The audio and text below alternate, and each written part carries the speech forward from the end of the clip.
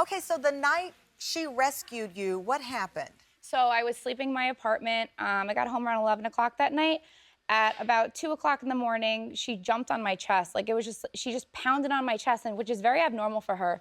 And I woke up and I was like, what are you doing? Kind of swatted her away. And then all of a sudden I heard an explosion, which I later found out was 3 propane tanks that blew up in my front door. What? And she ran away, as a cat would do, and I was trying to find her, obviously screaming bloody murder. I was very scared for her, and I couldn't find her. So I escaped out my patio door, and she unfortunately was in the fire, but I had to break a window to try to get her, and they wouldn't let me back in. So she was, wait, so she alerted you. Yes. You got out. Yes. But she was still inside. She was still inside. And this is the damage. This is from the those aftermath. This is the aftermath. So you're outside and you realize you don't have her? I realize I don't have her, and I see a pedestrian, and I'm screaming, my cat's in there, please help me. And me and him both broke the window to get to my bedroom, and he pulled me and was like, you cannot go in there, like, it's black. And I was freaking out. And fortunately, we ran away. I helped save a family that lived above me. They had no idea there was a fire.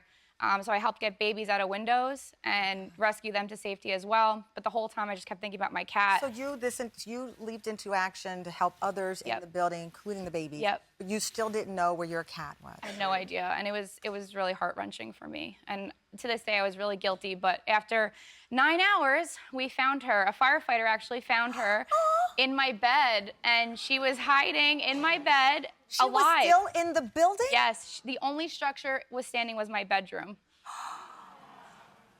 Oh, when you were reunited with her? Yes. I can see the tears I now. know. Yeah.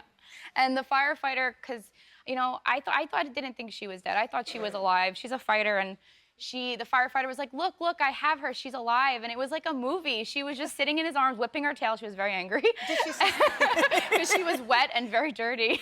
Did she sustain any injuries? She had really bad hushed lung sounds, the doctor said at Cornell. I immediately brought her to emergency, and she stayed in an oxygen tank for 2 days. And they said she's lucky to be alive. How did she survive? Any idea? So they said that I vented the window by breaking it.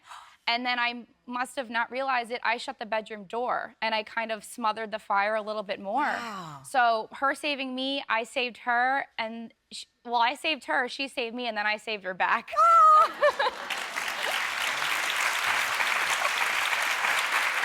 Now, is it true that you did not like cats before this? So, okay, I never didn't like cats. I just never owned one. Right. I have 4 dogs, a cat, 2 horses, a donkey, and 2 goats. Okay, you sound like me. Those are all your. Yes. Okay. That's okay. You have me beat. At one point, I had the bird, the cat, and the dog. I want a donkey, but my husband refuses to allow me to have one. I want one, and so bad. You don't understand. It's an obsession. So your love of pets, that was just a part of your childhood? I always wanted to be a veterinarian growing up, and I'll be graduating as a veterinarian in May. Congratulations!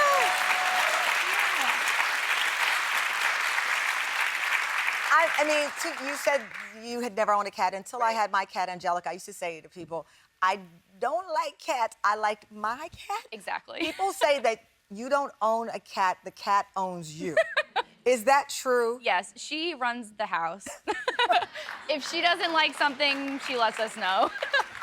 How do all the animals get along? I mean, do you have any of them all together now? They're always together. Now that I'm in Ithaca right now at Cornell, I kind of fluctuate between animals. I can't have my horses, obviously, with me. But she rules the roost of that whole... Yes, and my Chihuahua. And well, welcome to my life. So how did you show your appreciation for Kitty after saving your life? How do you, people always ask me, do you think she realized what she did? And I'm like, no, I don't think she realized. I think in her own fear, her saving my life was just so indirect, and I couldn't be so like, I always say, rescue a cat off the side of the road one day, because it might save your life. Danielle, thank you so much. You're welcome. She's very scared. Kitty, I know. Well, you know what? You are one cool cat. And to your point, rescue pets, the best one. Absolutely.